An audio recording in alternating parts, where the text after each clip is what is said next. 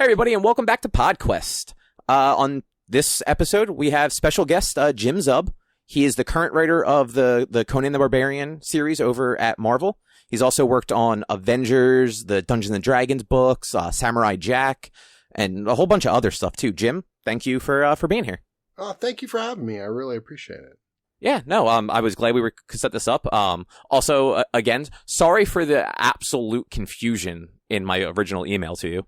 Oh, don't worry about it. It's, we had a bit of a back and forth. A lot of times people will get me confused with Zeb Wells, Jim Zub, Zeb. You know, it all happens. It's all good. But Zeb's doing great work, by the way. If you guys aren't checking out Hellions, and he's going to be writing Amazing Spider-Man coming up. So I'm really impressed with his work all around. If anyone's interested in that stuff. Yeah, you actually mentioned that in the email too, and like that Hellions book is good. Like it is, it's sharp stuff.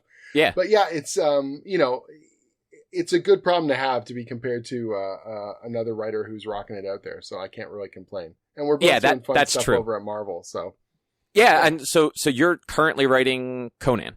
Yeah.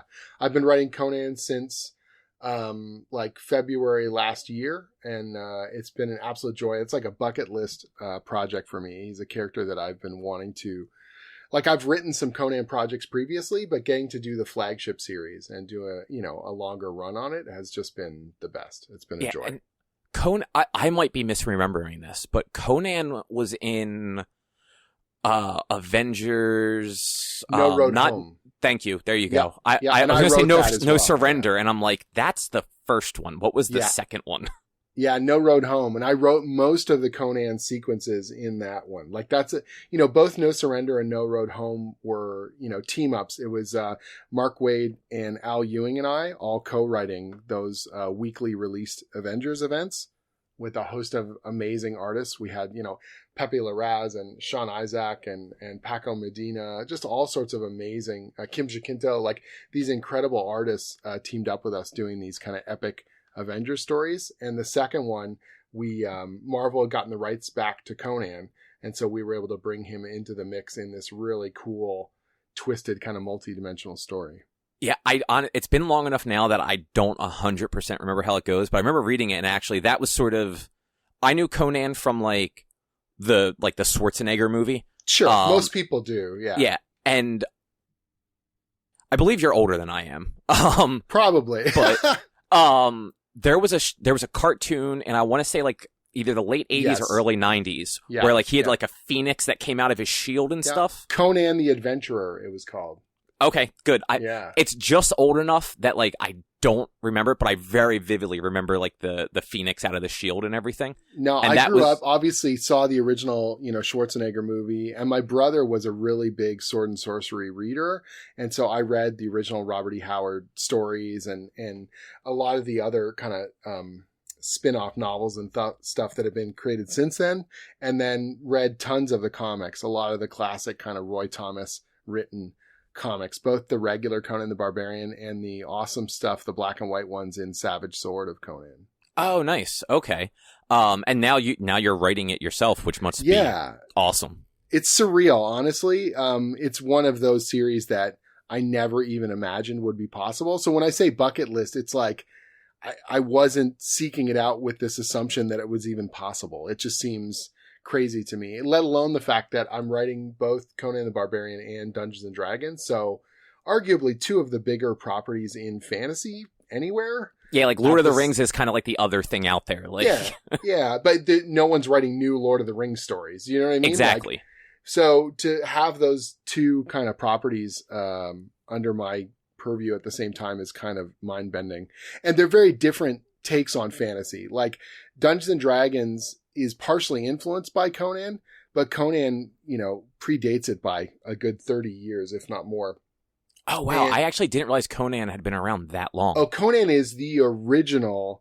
I mean, sometimes you hear it called sort of sword and sandal, but he's like the original fantasy character. Like he is one of, the oldest pulp literary characters in terms of fantasy.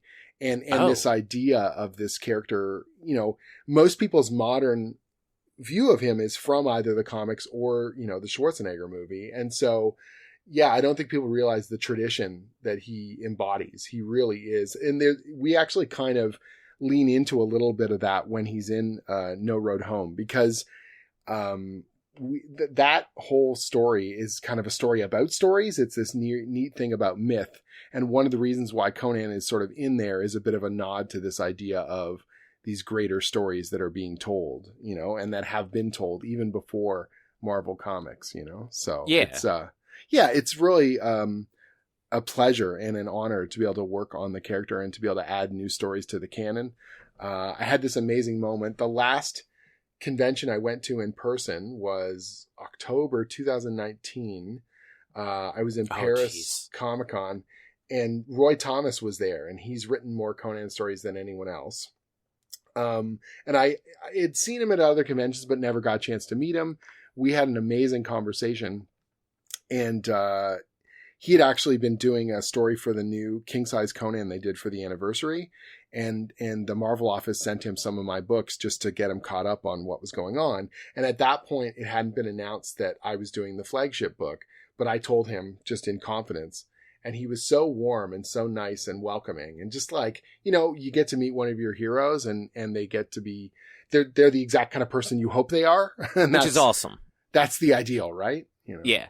And like, I mean, you obviously have a very different experience with creators, like when you see them at like shows and stuff like that. But like, sure, me as a fan going to shows, like I have very rarely like approached anyone like that has like a following and had it be anything other than like a pleasant experience, which that's kind of great. says something for the culture around it. Sure. I mean, the vast majority of creators I've interacted with have been amazing, very supportive, really cool, just all that you hope that they would be. And I think even when you have a bad experience, one of the things you realize when you do a lot of conventions, and I've probably been to like around 250 conventions in my career now, you see someone and they're not in a good headspace. It's probably not necessarily that they're a jerk. It's just they're having a bad show, or, they had a bad taco with lunch and they're not feeling well, or they just got a bad phone call. Like, you have no idea what's going on kind of in the greater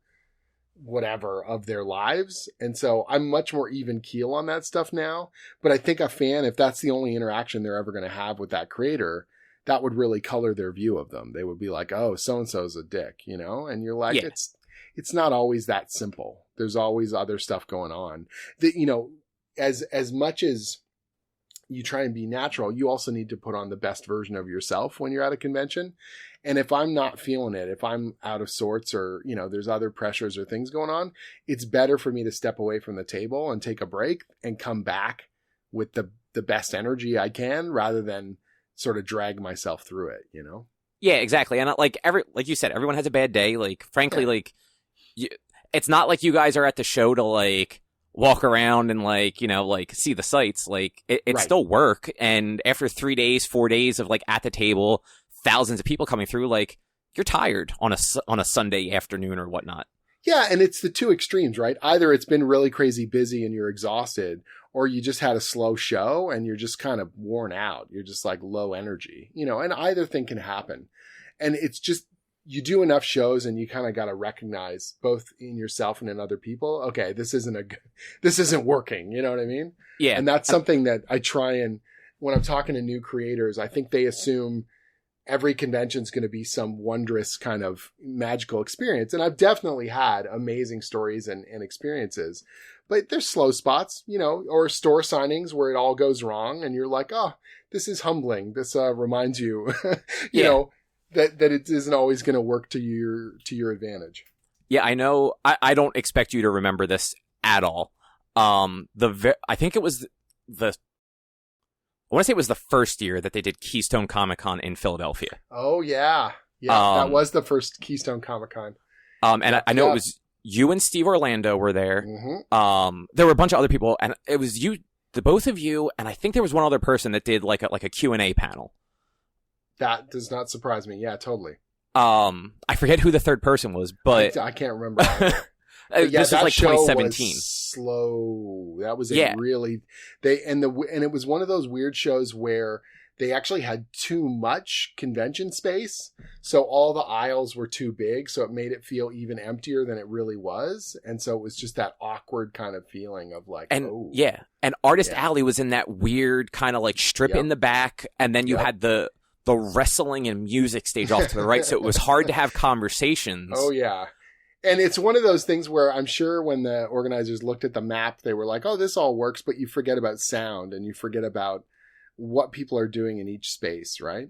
Yeah. And I've had so many weird convention experiences where you're just like, oh, I'm in a terrible spot. No one's ever going to find me. Or, oh, this show, the audience is not here for what I do. You know what I mean? Like just for whatever reason, this isn't clicking.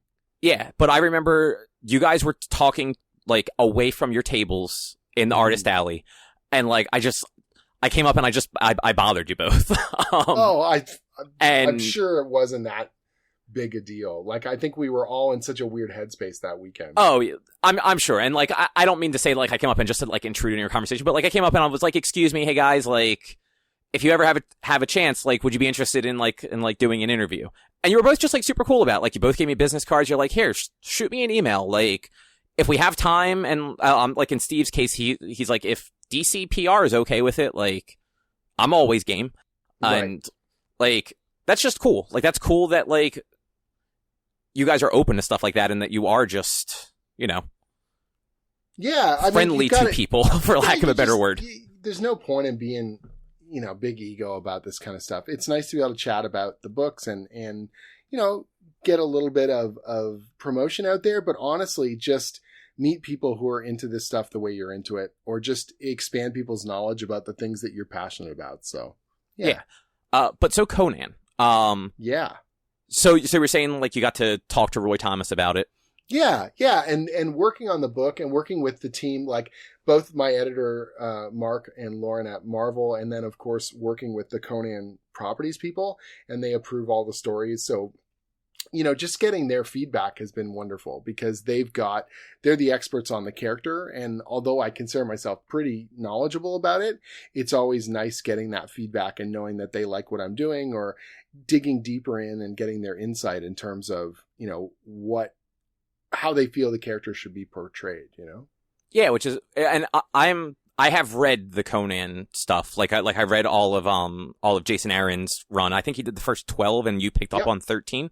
That's correct. And like, I like that, like, the book still feels, I'm trying to think of the right way to put this. It still feels like the same book, but you're both telling a very different story in a very different way. Yeah. I think I'm probably hearkening back to a more kind of Roy Thomas feel to it. And Jason's got his own kind of beat, the way he's doing that epic 12-part story. He really wanted to encompass this, Conan in his youth all the way to, the king in one big epic tale. And I think that's awesome. I deeply respect the ambition and the way he and Mahmood were able to deliver on it. But for me, it was like, okay, I'm telling a more kind of serialized pulpy story where we've got little segments of adventures and they all link together. And so over the course of 12, 13 issues, you do see a larger pattern form, but each one is also its own kind of self-contained adventure. And that's sort of how I feel, the character worked for me when I was growing up reading it. And so that was definitely what I wanted to emulate. I was actually going to ask you if like that was kind of like the ongoing goal as you continued. Cause I know I think the second arc is just coming closer to its end now, I guess, right? Right. So yeah, we're ending with issue 25, and that's going to end the, I guess in the book form, it's going to be called Land of the Lotus, but it's actually two separate stories. Land of the Lotus is the lead one where Conan is in Kitai, which is sort of the eastern part of the Hyborian Age. And then we've got another two-parter, which leads into the anniversary issue for 25, which is called, When Our Stories End. And that's, a really kind of special one for me because I get to do, like, it's issue 25 of the current run, but Marvel has this dual numbering where it's called legacy numbering, where they incorporate the original numbers from the old runs. And so it's issue 300 of Conan the Barbarian. And I've always wanted to do one of these big anniversary issues. I just loved those when I was a kid, and they're so special, to me. And to finally be able to contribute and write the lead on one and on a character that means so much to me is just awesome. And so we do this big kind of blowout, and that's coming in September. And I'm really, really pumped for it. Oh, wow. Is that so? Okay. Yeah, no, I'm sorry. It's June. My time doesn't really make sense anymore. Time is gone right now. We're all mentally just sort of warped. Yeah. I'm just thinking in my head, I'm like, okay, so 22's out now. How does it get 25? But no, never mind. That math adds up. Wait, one of these a month? What is this crazy stuff? These comics. I don't remember this anymore either. Did Conan have a break during shutdown? Like a longer one than everything else? Yeah. Yeah, not longer. It was about the same as most of the Marvel books that were paused. So it was like a 5-month pause on the series. Did that give you a chance to sort of like get ahead on it, or did you actually like have to, or not have to, but did you like pause production on your end? Like I got a little bit ahead, and then we still were, paused a little longer. So I sort of hung back a bit because we weren't sure what, as much as I would love to say I knew exactly how long the pause was, no one knew how long it was going to go for. So I kind of put down a bunch of ideas. But for me, I'm a pretty structured writer. I like to plan stuff out, but in the moment that I'm writing, you need to allow for a bit of spontaneity. Like if a better idea hits you in the moment, you don't totally change the story, but you're willing to lean into little synergies on the page, And so I didn't want to overwrite it and then like have it done and then have it just sitting there creaking for months and then me kind of outthinking myself or overly revising it until I squeezed all the life out of it. So I sort of like, okay, I've got the outline. I know where I'm going with it. Once we're done the pause, I'll dig back into the scripting and just play it back and forth in my head and know where we're going. Okay. So when you if there wasn't a pause, how far ahead do you normally get to go with writing? It just depends on the project. Like I wish there was a simple formula, but some publishers want more lead time. Some of them are right up till the breakneck. You are. Oh, wow.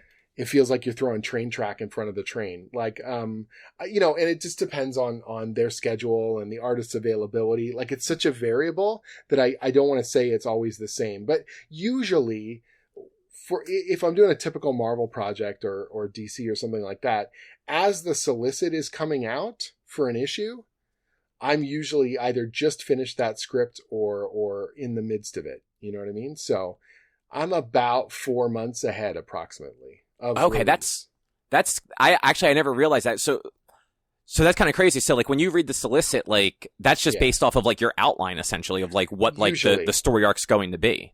Usually, yeah.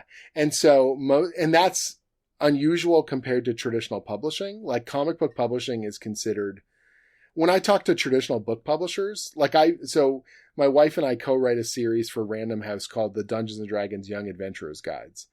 And they're done through the traditional book channels and everything else. And, when we had a year lead time on a book, they were worried about it because they felt like there wasn't enough time. And then I told them that comics were typically 4 months, and they thought we were just insane. Like they're like, how do you do that? Yeah, that's not healthy. And it's like, yeah, but you just get used to it. Like that's just how it works.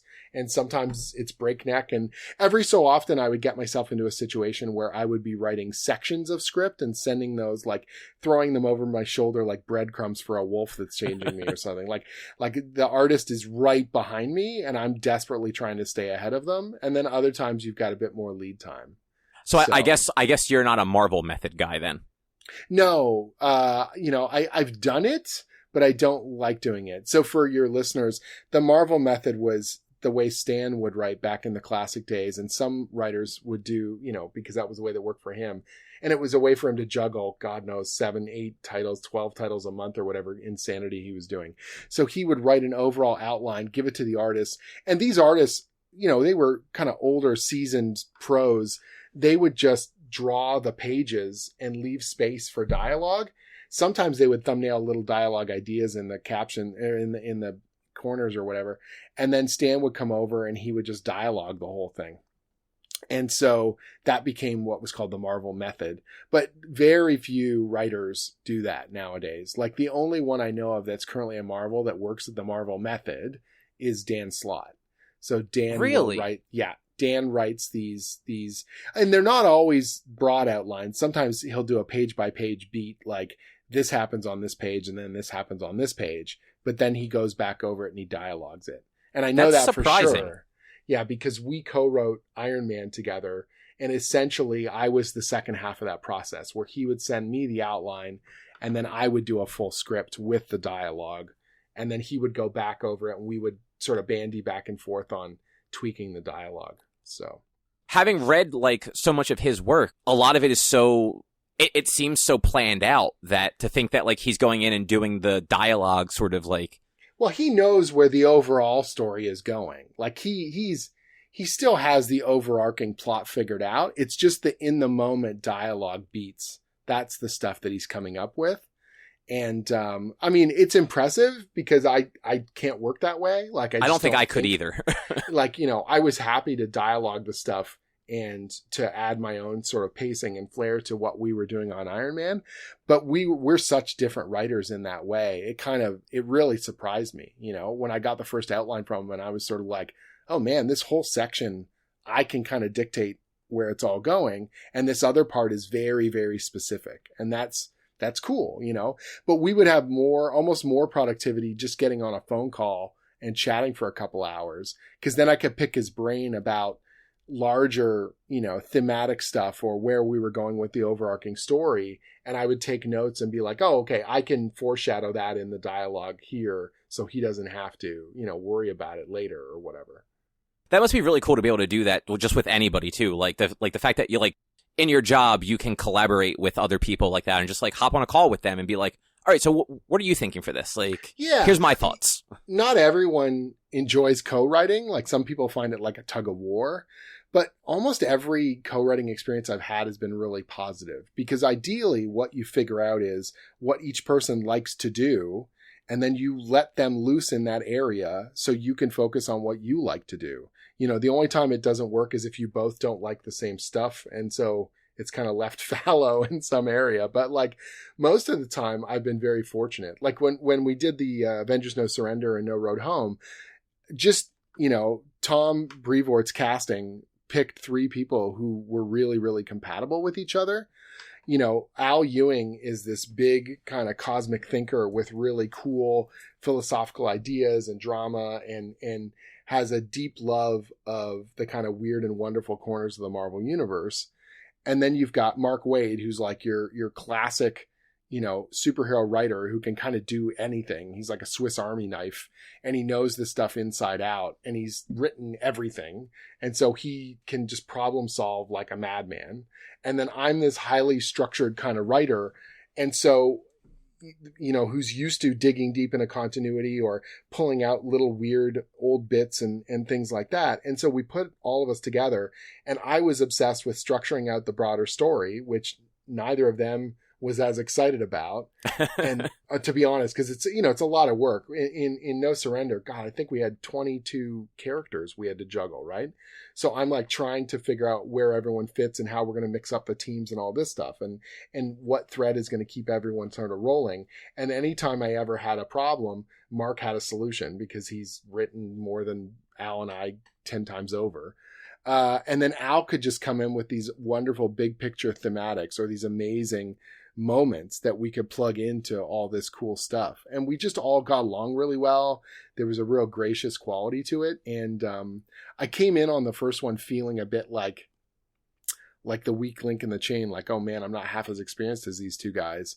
But they were so supportive. And by the end of it, it just felt like 3 Musketeers, like we were all doing this thing together, you know?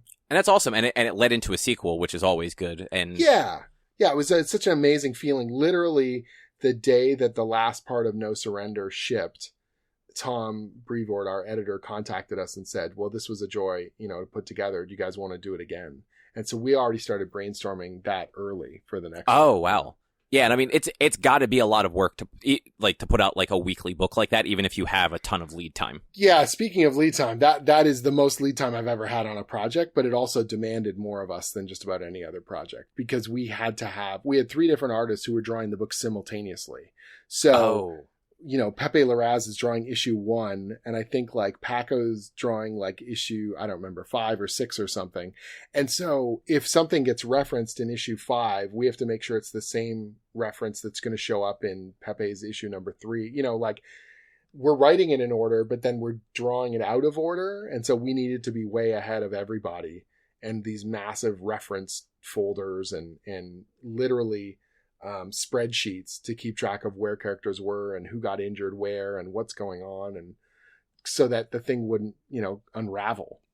Yeah, which makes sense. Yeah. And I know just as I've been reading comics for decades now, events and weekly stuff doesn't always it doesn't always hang together, and particularly when you have multiple artists working simultaneously. Inevitably, someone draws the wrong costume or someone draws a location differently, and you hit the deadline and everyone just throws up their hands and goes, well, it's going to press. You know what I mean? Yeah. And we got a book at least. Right. We were also focused on making sure it worked, that we didn't want to have those pitfalls, that we all wanted to deliver something, great. And so Tom had built this aggressive schedule. We were basically delivering a script every 2 weeks in order to keep us all well ahead and have as much of it done as possible. And so, but 2 weeks on a script as an individual would be a tight schedule, but with 3 of us, you'd think it would be 3 times as fast, but it's not, because you're talking about all of it and you're planning, you've got 3 times the brain power, but you're also overthinking or, trying to figure out everyone's strengths. So it's a different kind of working process, but thankfully we really, really gelled. Yeah, and I remember when it was coming out, when No Surrender was coming out, and on our weekly show, because like I said before, I forget if we were recording at this point, but my 2 co-hosts don't read comics, so when I'm talking about comics, fools. It's generally it's talking at them for the most part, and I agree, right. Yeah, they're fools. So, and I'm just oh yeah, and they introduced this character who she's not really a character, but she existed before in the continuity, and I don't know where this is going. And yeah, we tried to come up with as many cool kind of mysteries and cool twists along the way. And we knew we would have the advantage of the weekly format, that you wouldn't have to wait 6 months to get an answer. You only needed to wait 5 weeks. You know what I mean? And so there was a level of momentum that we could pay off that was very unique to the release format, and we tried to lean into that as much as we could. We set up a bunch of these cool pieces and all these cool mysteries, knowing that we weren't going to drag it out. We were just going to hammer all this stuff out as the weeks carried on. And which is awesome. Fun. Yeah, you also don't have to do a lot of recaps because it's fresh in everyone's mind. They just read the previous one last Wednesday. Now it's this Wednesday. Let's keep the momentum going, Yeah, that was a nice thing that Heroes Reborn just now. Yeah, I think they had it wasn't weekly, but they definitely had an advanced shipping schedule on it. Yeah, I think it was a new core issue was every other week or so. So it was right. A month and a half. You got the whole story. And yeah, it wasn't drug out for. Yeah, there's some fun momentum you can generate with it, and it was amazing because, if you think about most people, I mean, how many people have written the Avengers core book over the year? I don't know, but not a heck of a lot. And then to be able to put out 16 issues in 4 months, and have this block of material that we'd created was a real joy. And then to do it again, with a 10-parter, less than a year later was just awesome. And and you got to create characters for it too, even if exactly. Even the Immortal Hulk. I realize that's not a new character per se, but sure. That's a very different take on the Hulk. And oh yeah, we were so proud. Al came up with the vast majority of that and did such an amazing job as a lead into the monthly book. But just to have that nugget in there was awesome, And then you've got Voyager and the Challenger, and then on thank you for saying the name. I've been trying to remember it for the last 5 minutes and I could not. It's all good. And then on No Road Home we had a host of new characters as well, like Nyx, the Goddess of Night, and just all kinds of cool stuff we were able to come up with that felt kind of simultaneously classic, but also something people hadn't quite seen before, which is what, you want it to feel like Marvel characters, right? But yeah, we had a bunch of cool stuff. The Lethal Legion in No Surrender, a bunch of those characters were brand new. And I know Al and some other people have used them in like Guardians of the Galaxy and other places. So that's a joy. It's one of those things that when I started working at Marvel, I was really nervous about. Like I was obsessed with, okay, I've got to use the existing pieces because that means it's a real Marvel comic. Do you know what I mean? Like in a fanboy kind of way. And it was on, God, I can't remember which book I was working on. I think it was Uncanny Avengers when I wanted to do a particular thing. And I was talking to Tom, my editor, and the character I wanted to use wasn't available. And he's like, well, just make another character that does the same thing. And I was like, I can do that? And he goes, yeah, Jim, that's how we made the Marvel Universe. Like, that's kind of how it works. And the first time I did that, and literally the day of the issue being released, some fan has updated the Marvel wiki with this character profile. And I'm like, oh, I put a little brick in the house of ideas. Oh, this is the coolest thing ever. You know what I mean? Like, yeah. And you don't know in 5 years, like somebody might like grab that, like somebody that you're a fan of might grab that character for something. And then it's like, oh, that's weird. Like, yeah, it's cool. Like on Champions, we made a new teen superhero, this character called Snowguard, this Canadian hero. And the character's still in Champions, like, now being written by Danny Lore. And like it's cool to see that this character is going to stick around and that people really like them. And the first time I saw cosplay of that character, I was just like, oh my God, that's something that, Sean Isaac and I came up with. And now that character is part of the Marvel Universe. And like, that's an interesting character too, which makes it even better. Like the fact that like she's still being used in the books. Right. And that was something that in the past, and I don't think there was any sort of negativity intent with it, but there would be a thing where they would introduce a character from some part of the world when the characters would visit there, and then they would go, oh, bye, and they would just leave, and that character would just be sort of stuck in time. Like the next time you saw him was the next time they traveled to that place. And one of my ideas in the pitch was, look, if they're going to go to Nunavut, like northern Canada, and they're going to find this new character, I want her to come back with them and join the team. That she's not just going to be like, yep, if you ever come to the Arctic, I'm here. Like that's not her purpose. You know what I mean? And so I'm thankfully that was something that everyone agreed with editorially and across the board. And they've been good about continuing to use Amka and have her in the book and contribute, because I feel like that's the whole point. Yeah. And I think that's one of the things that's like fun about the Champions book too, is like, it's a good place to make new heroes. Mm-hmm. And to have them stick around, because it's all the teen heroes. Like, right, not every hero can be a legacy character, right? And that energy that comes from a new young hero, right? And you never know which one's going to become the next whatever Ms. Marvel or the next Miles Morales or the next, like any of that stuff, right? Like, and so why not try this stuff? Why not build some new cool things and see where it goes? Yeah, which. And I mean, that's kind of like, as a writer, like that's sort of like your bread and butter right there is creating stuff, right? Yeah. And realizing that the Marvel Universe or any of these kinds of shared playgrounds are places where you need to keep creating and you need to keep building it out. Like you can't just endlessly recycle the same stuff. As much as I love continuity and I love those old classic stories, the best comic book stories, the best superhero stories come when you really, really shake those characters up.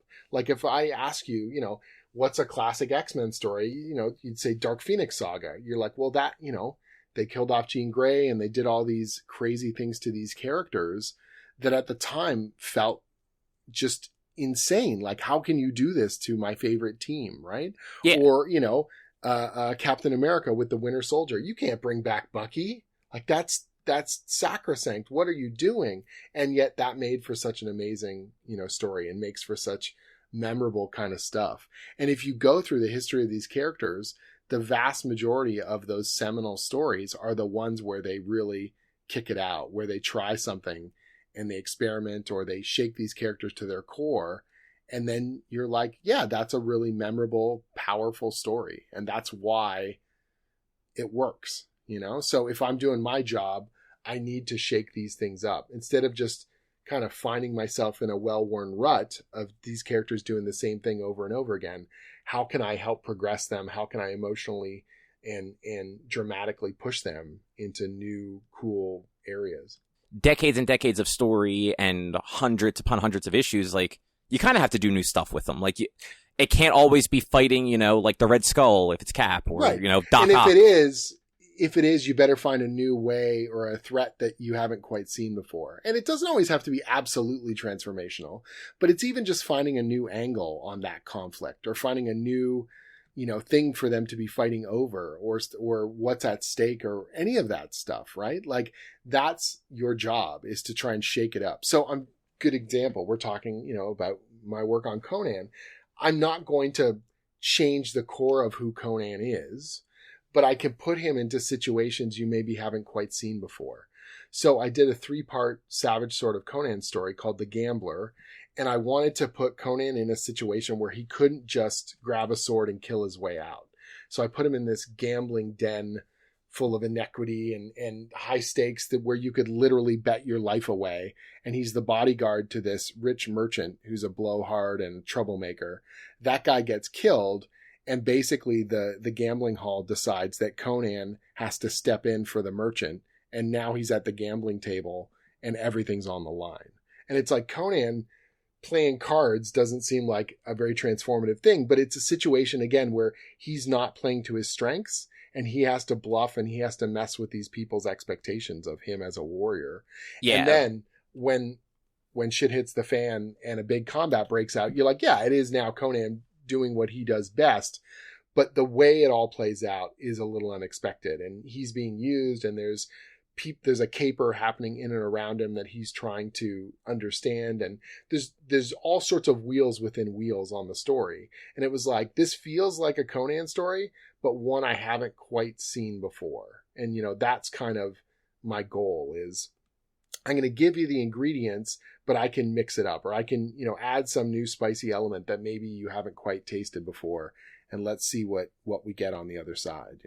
Yeah. Now, out of curiosity, with Conan, because you had, like, coming into it, you had, like, Jason Aaron's run where, like, each issue was that sort of moment in time for Conan. Right.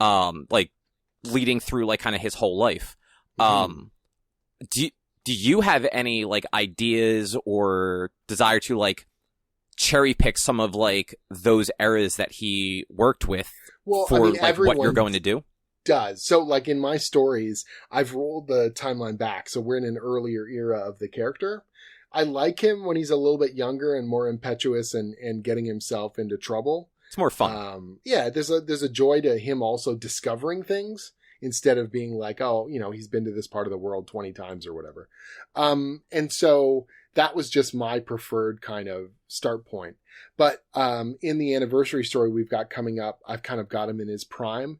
There's a very famous Conan story called Queen of the Black Coast, where he's on a pirate ship with the love of his life at that point. And they're, like freebooters on the open seas kind of thing. And it's an era that there aren't a ton of stories told in that era. I mean, Roy did a big run, but most people have not. And Belit, which is his kind of lady love, she does not have a ton of stories, beneath her either. And it's something I've really wanted to do. So kind of focusing in on that era and telling a new story in that space was something I was really excited about doing. Okay. So it's like, Jason's covering these high points over the beginning, the middle, and, I get not necessarily the end, but the later half. Right. Conan in his, when he's a king. And it's like, those are all cool places to play. And they're all little playgrounds, that you can hunker down in one spot. And the character has certain core traits, but he's more, kind of headstrong in his earlier years. And then he becomes an experienced leader, and then he becomes a king. And now he has things to lose that he never imagined, right? So it's just a very, the old man is a veteran, and he's much more careful, but he's lost some of that inner fire and trying to make sure he doesn't lose it completely, Yeah, and that was, like, reading through those first 12 issues, I always felt myself like, oh, I would love to see where this goes. Like, I think actually one of the issues where he buys like the 5 women as like a ploy to kill the guy was actually that love interest. Right. That he was trying to avenge, right? Yeah. Well, yeah, exactly. So, she gets mentioned in there, but that's not, she's not one of them. Sorry, I did not do a good job of leading into that question. No worries. But yeah, it's like, and Conan's had dozens of lovers over the years. The difference, I think, with Belit is that because she's from the Robert E. Howard novels, and they talk about this span of time of them adventuring on the sea and whatnot, it takes on a even more mythic kind of proportion. Okay, so is it one of just because I don't have a lot of like that history with Conan, is it one of those things where like those original novels are sort of like the gospel, so to say, where like, I mean, they are the canon, right? And they weren't written in order, in the sense like even Robert E. Howard jumps around to different eras of Conan's life. Like the first Conan story, he's already a king in the original Conan, the first story, right? Like, okay. And so it's this weird thing where then a few stories later, the youngest story that Robert E. Howard wrote was Frost Giant's Daughter, which is Conan in his youth. And they talk about some of his earliest days, but they don't actually, it's not like the current timeline kind of thing. So, other authors have fleshed out those eras and we reference those stories. So when I'm talking to my editor or I'm talking to Conan Properties, I would say to them, oh, this happens before God in the Bowl, which is like a really famous Robert E. Howard story. And he's in his youth. So you're like, okay, it's a young Conan. Got it. Or if I say to you, oh, this is, leading up to Phoenix and the Sword or whatever, you're like, oh, okay, that's King Conan. Got it. Like that, those are kind of tent posts in the ground that establish elements of canon, right? Okay. So, okay. That's actually cool. So you kind of have that, you have that place to kind of like start from, and then you can sort of expand it from there. Exactly. And I'm never going to do like, because the character's established and we know he becomes the king or things like that, it would be easy to say, well, where's the dramatic tension? He's not going to die. And it's like, well, how far can I push this and surprise you with how we pay these things off? I mean, Spider-Man and Batman aren't going to die either, but that doesn't mean it's not exciting, right? Yeah. And like the main character doesn't have to die. Like, I mean, look at Spider-Man and Batman for that matter. Like, right. Everyone love dies. You got it. And like you said, like Conan has had so many relationships over his life that it's like, oh, well, this character could be around for a while and they could just go, or right. They could be murdered. Right. It's about putting the character in these circumstances that you literally don't know how it's going to pan out. And then hopefully I can surprise you and you're like, oh, that's totally appropriate, but I never saw it coming. So like one of the things I did on my first story, I did Into the Crucible, which was issue 13. Before you get into that, sure. I'm just curious if you were going to say what I was literally just thinking. What's that? You kill a character in that arc, and it legitimately crushed me. Oh. Thanks, man. Yes. Yeah. I introduced this character and did all the ingredients of what you expect. I introduce a female character who's clearly like she fights with Conan and then they're going to become allies. And you're like, oh, this is going to be the love interest for this arc. And literally pages later, I kill them. And readers were like, what the hell? Because I wanted to show that you couldn't plan, that you don't see what's coming and you don't always get to choose. And Conan doesn't get to choose who lives or dies, particularly in this death dungeon that we put together. And that was it was an interesting moment because even though I wrote it in the outline, even my editor kind of forgot how quick it was going to happen. And so when I sent that script in, he was like, his comment, he's writing comments on the script and his comment was just, this is even more brutal than I imagined. Like you literally give it to us and then you immediately take it away. It's like, yep, everything's, just the way that it's actually plotted out in the book too, where, and I don't want to spoil everything, but you're like captions for it. Yeah. And like 2 panels earlier of like, and I don't know verbatim, but it was something like, like she can't die like this or something, like she's too strong, like she'll be fine. And then like the last panel is basically like that, like realization that she's dead. And it's like, well, fuck. Yep. And that was really important to me that we set the bar high in terms of what was at stake. And that doesn't have to be Conan. That's everything around him and the people that I've built you this little emotional bond with. And then, but what's interesting to me was like, she puts Conan on this quest. She tells him about this sword that's in Garchal, in that city. And that her quest is to get that sword back and return it to its master in Katai. And so Conan ends up, sort of to honor her memory, takes on that quest and ends up traveling east and gets the sword and now has to return it. And that's kind of where we're currently at, is that even though she has died, she has this ripple effect on the story, that it's not just a moment. It's like changes the course of his life there, you know, and that meant something to me, where it's like, okay, I can drop these rocks in the pond and they'll ripple outwards in cool ways that maybe readers don't expect. And then when she talks about Katai, or she talks about her lord, when we finally get to meet him in the comics, there's been this buildup over 6-7 issues that you remembered her talking about him way back when, and now Conan's face to face with this guy. And you actually, you make a point to, you don't force feed it as like, right, you're reading through those issues, but like every so often it's brought up why he has the sword and like, right, why he's even where he's at, as just like that, like, oh yeah, this was like, 8 months ago or what, right, have you, like, right. Here's just it's not even a recap. Here's just some dialogue, like, to jog that memory for you. It's other characters, reacting to him being there. Like, what are you doing in this place? Why do you think you should be here, or whatever? And he just responds very bluntly and honestly, because that's the Conan way, right? Yeah. And this is what I'm here, and I'm returning the sword, and I'm getting my treasure, and I'm getting the hell out, or that's what he'd like to do. And then everything works against him to actually being able to pull that off. Now, I do have a question about Conan. Sure. So you wrote the language for that first arc?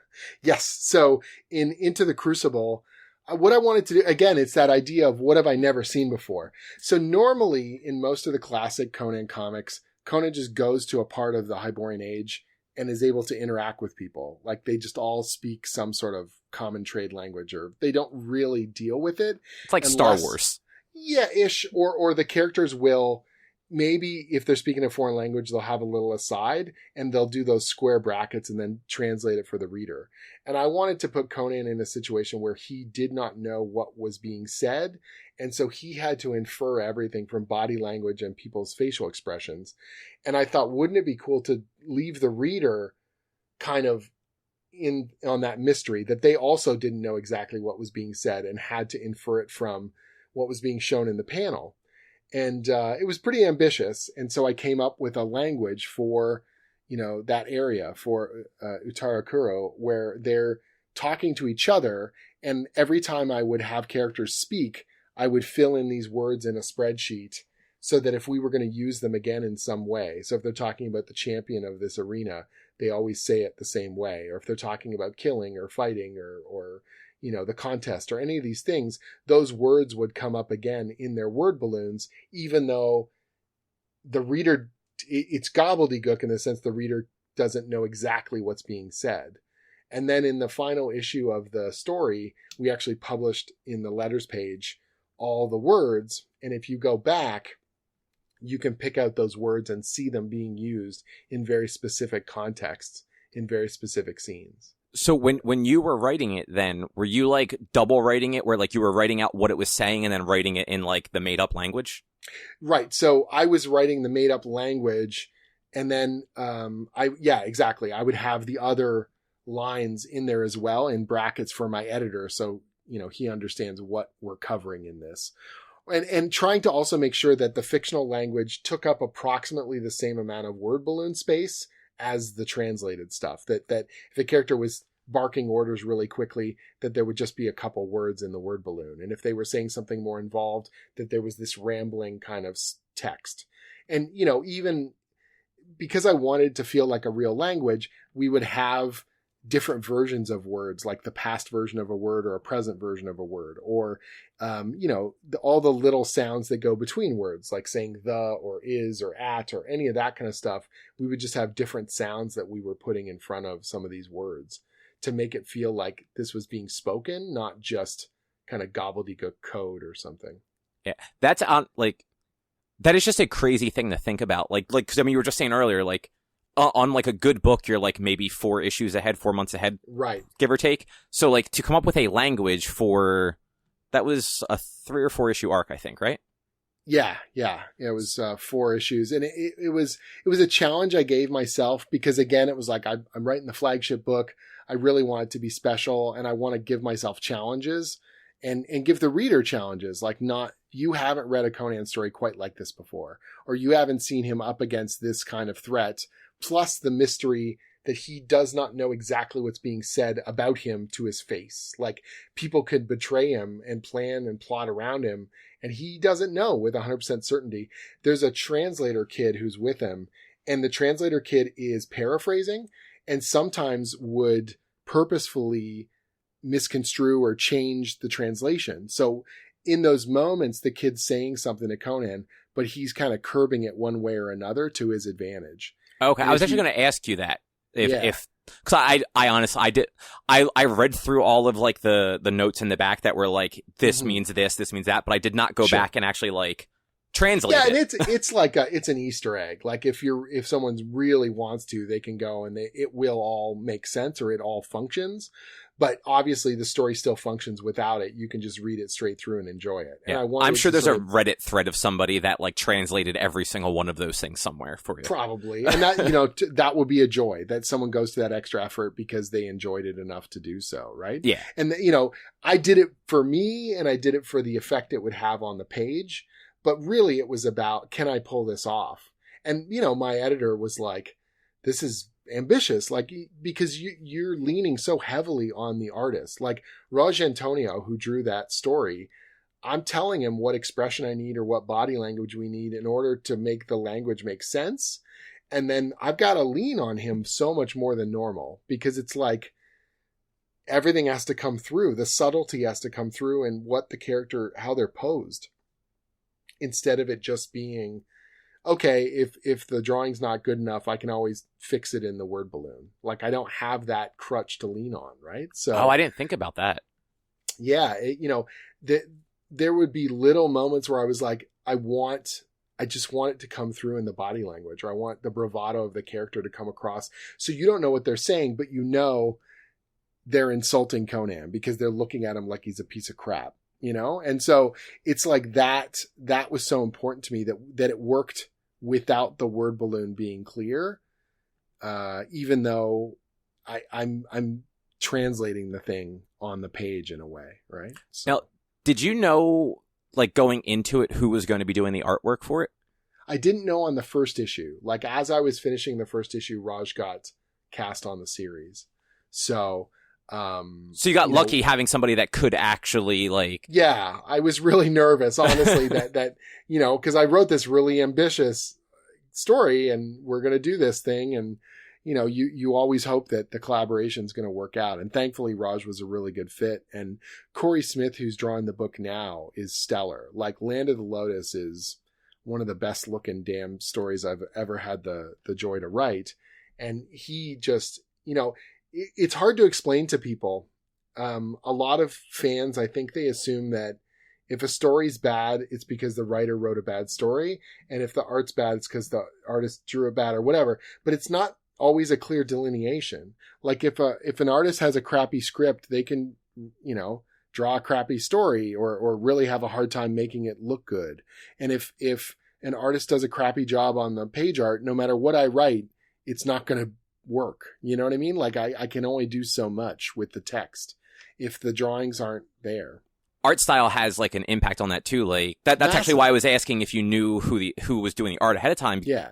It's even, it's just if they're a bad fit for the style of the story, or their facial expressions are not clear enough, or just any of those things, it could have deep sixed it for sure. Right. Yeah. And I don't want to throw shade, but I've definitely had stories over the years where I've worked on stuff and the artist came on after or came on late or wasn't a good fit or didn't jive on what I was trying to do in terms of the theme. And so it doesn't come through in the final.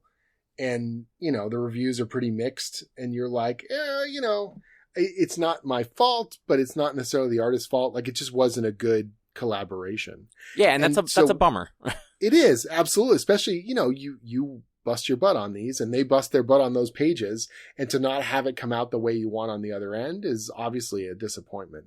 But I've had so many good collaborations, and the vast majority of the stuff I've done, I've been so thankful because the artist elevates the material. When I get to work with someone like Stephen Cummings or Max Dunbar, like, that stuff is next level. Like, those guys, they want it to be even more epic than I imagined it, or they want to push things to amp up those emotions even more than I'd hoped.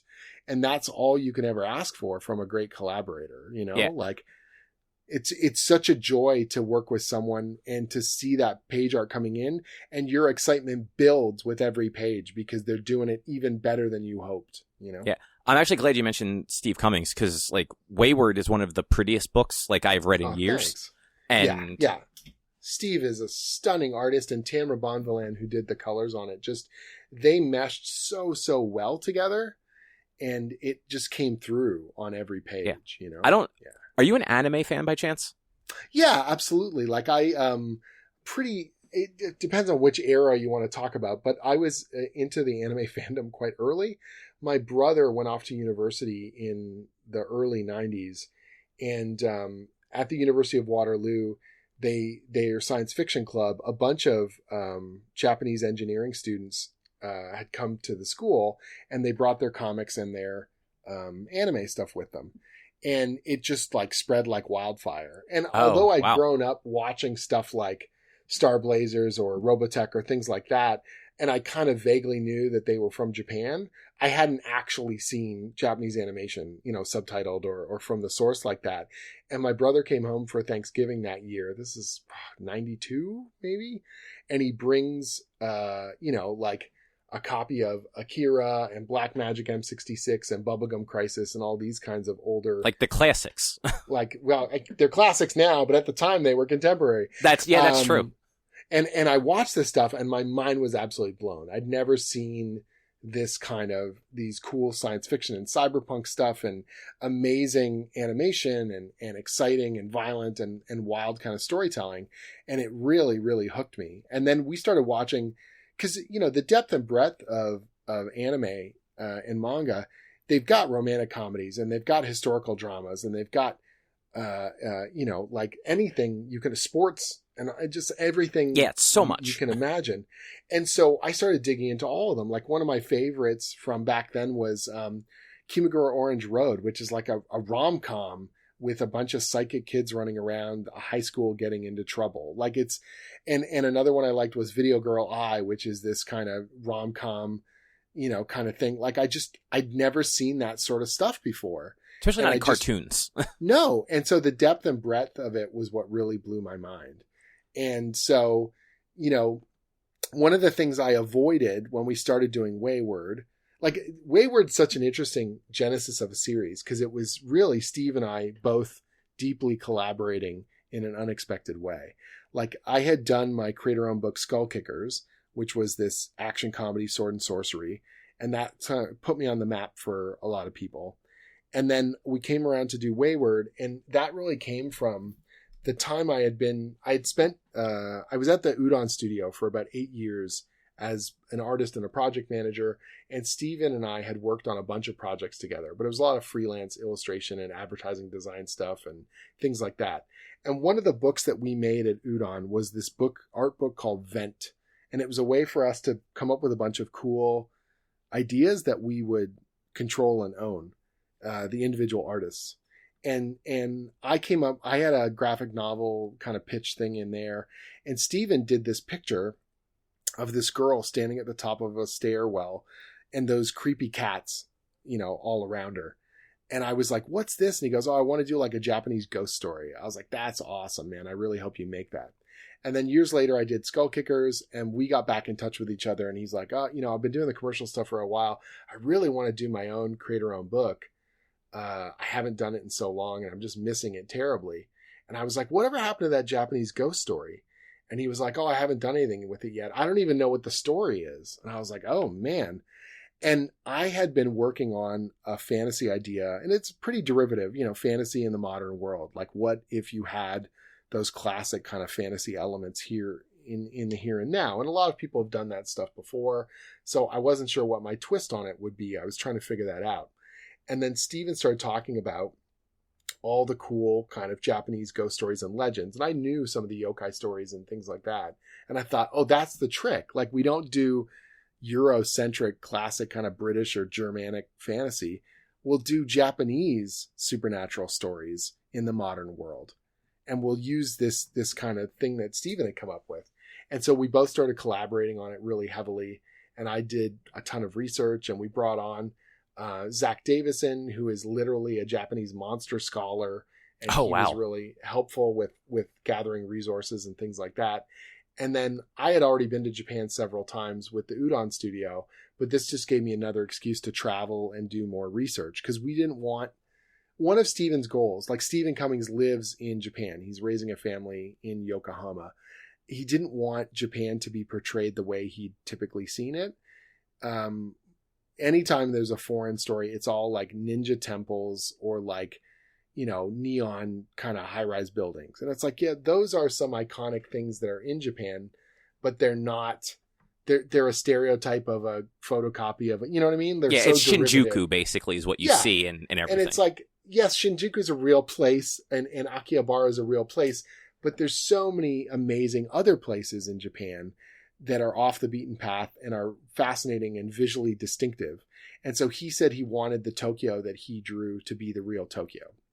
And that was sort of my starting position was, okay, we're going to use the real myths and we're going to update them, and we're going to use the real locations.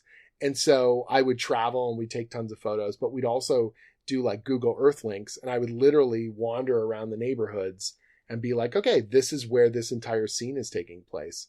In Wayward Deluxe, we did these beautiful deluxe hardcover collections of the series. In the third one, at the end of the series, I posted a map of Tokyo, and I put specific numbers down for this scene takes place in this neighborhood. Like, you can go there. Oh, that's super cool. And you will see that park and those buildings and that subway stop. Like, that is the real thing that Steven was using as the source, That's awesome. And so, yeah, it just meant a lot for us. We've had some fans over the years do photos trying to reproduce angles from the comic, you know what I mean? Like, which has been a real kind of fun puzzle for them and for us to see them find those places, And so Steven's such an incredible draftsman. He was able to make those places come alive. And, people assumed that we were making up most of it, but it was like a bunch was adapted from real myth and adapted from these real places. And that's what made it was kind of a fun and very unique sort of writing process for me.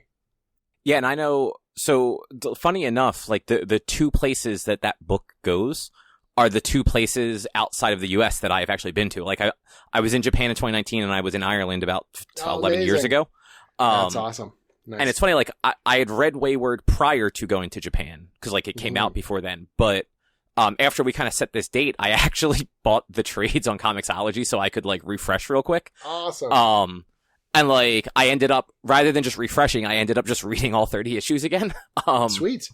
And Zach's essays in the back all about culture and mythology are so useful too, because it meant that we didn't have to over explain in the stories, that characters could talk very normal without having to, look at the reader and info dump all the time, Exactly. And just to what you were saying about like, you guys wanted it to be real places.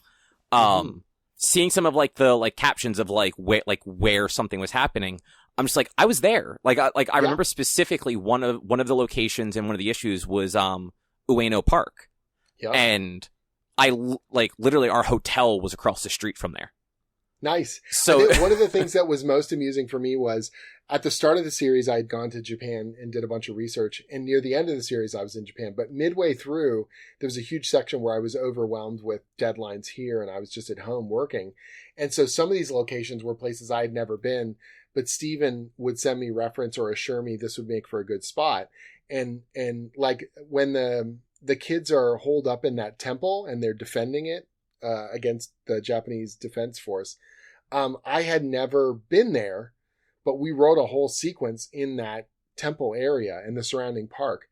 And the next time I went to Japan, I traveled there. I went to that temple, and it was the weirdest feeling because I'm walking around this place and I kind of vaguely know it because I had gone around it so much with Google Earth and put together reference, and Steven had been around there. And I was like, oh yeah, that's the entrance where the tank rolls in, and that's the steps where they fight. And like, I had vaguely kind of been there, but I'd never been there. You know, it's almost like deja vu. Yeah, it was kind of funky, but an amazing experience too, because it felt, the fact that I could show up there and walk in and go, yep, that was it. That was what we did, you know, like that just speaks to Steve's draftsmanship and the quality of what he was able to put together with it. Yeah, but that explains a lot. Like, that's why I was actually asking you if you had been a fan of anime, because it just has that, like, it doesn't feel like an anime, but it does at the same time. Sure. Well, but we're drawing upon a lot of the similar mythological elements. Oh, so what I was saying was, in the first arc specifically, I downplay the amount of anime or manga references. Like, I don't have that stuff on billboards, and I don't have people walking by bookshelves full of manga or things like that, even though in Japan proper, particularly Tokyo, you see a lot more of that. Yeah. And then in the second arc, once we introduce Ohara and she's like reading manga and talking about how she wants to have a love story like the books she reads, I felt like a little more comfortable we could lean into some of those tropes. And also because she was a fangirl, that we could speak to that idea of that stuff without tipping into, like, still making it feel like real Japan. Do you know what I mean? Yeah, because like you said, like, if you could go to a place that you don't expect to find a wall of manga and find a wall of manga. But I didn't want it. If I felt like if we did it in the first arc, people would think we were pandering, even though it really is everywhere. Like, I remember being in Tokyo when the first Evangelion movie came out, and it's like everywhere. It's on snacks. It's on, literally, they had a bread, you know, you could buy bread at the grocery store and there was a giveaway, you know, with the Evangelion characters slapped on the packaging, or you would just be going down the street and there's a huge billboard, or it's slathered all over the subways. And it's it's crazy. It is. It's amazing. But I felt like if we put too much of that anime imagery in the first arc, like, people would be like, oh, come on. It's not, there's not that much of it. Yeah, if they've never been there before, they're not going to realize, like... Yeah, they're going to think we're, like, amping it up. And it's like, actually, in the first arc, I turned it way down. And then we slowly kind of dialed it back in, you know? Yeah, which is actually, like... And you know what? I hadn't really realized that when you say it, but, like, now that, like, I think back, like, you do see more of that, like, background stuff as, like, the story goes on. Yeah, I just felt like more comfortable with it as we got deeper into the series, and that we'd established our bona fides. You know what I mean? Like, that was something so early on, you know, when we announced the series, I think there was a little bit of fear of like, oh, this is just going to be some, you know, Americans doing anime kind of thing. And it was like, that's not our intent. Like, I was playing this more like a Vertigo series. Like, we're just going to do cool supernatural mythological stuff. It just so happens to be set in real Japan, you know? Yeah, and I mean that book too, like I was saying about that first arc of Conan, you do have a knack for like just crushing people's hearts with characters. So thank you. Well, you know, it's one of those things where I don't know, I don't want the reader to settle in and be like, oh, I know exactly where this is going. And so, for example, at the start of Wayward, everything in that first arc says they're all going to be a perfect team. They're going to be like the Scooby Gang or something. They're all going to get together and then they're going to go beat up monsters. And it's like right at the end of that first arc, I kind of shatter the team before they've even formed. And now you're like, are they even going to survive? And they don't all get together as a group until basically issue 10. If you read through, they're not all really assembled and working in the same direction until issue 10. And even then, it kind of goes off the rails almost immediately after issue 10, and the team can barely hold itself together. Yeah, because you don't really have that proper team up until almost like the last issue, really. Like, where like everybody is there. That was by design, because real, you know, teenagers don't all get along, and you put them in this intense and stressful circumstance, and there's just no way it's going to run smoothly. And I didn't want them all to have the same mission and the same purpose and the same point of view on it, because that feels like just too easy. It's just too easy to have all these characters. Oh, you're the leader and we're all going to follow you. We'll do whatever you say. It's like, this isn't that kind of book. You know what I mean? Like, and I think maybe that's just in my nature. Cause when I wrote Thunderbolts, everyone was fighting against the leader and, you know, like everyone's struggling and pulling against each other. Uncanny Avengers was a real, you know, everyone at cross purposes and trying to figure themselves out. And I feel like that's where the drama comes from. That's where the sparks come from. When I was growing up and I was reading X-Men or even Avengers or any of them, the stuff I really remember is when the characters were at cross purposes with each other. Not when they were all unified, but when they were all desperately trying to get through a tough situation or someone making the wrong decision and everyone else having to live with it, you know? Yeah, and I guess like thinking about it, outside of like the sword and sorcery stuff, like you do kind of have I don't even know the right word for it, but you get these team books where like nobody seems to like each other. Like the Thunderbolts, you have Wayward, even like Champions to an extent. Like there's a lot, like they're teenagers, like you said, like they butt heads a lot. Yeah, I just don't want it to be easy. I just feel like it's, you know, the drama should be without and within. Like they should be dealing with outside problems and inside problems. You know, I did a book at Comixology Originals that's now coming out in trade through Dark Horse called Stone Star.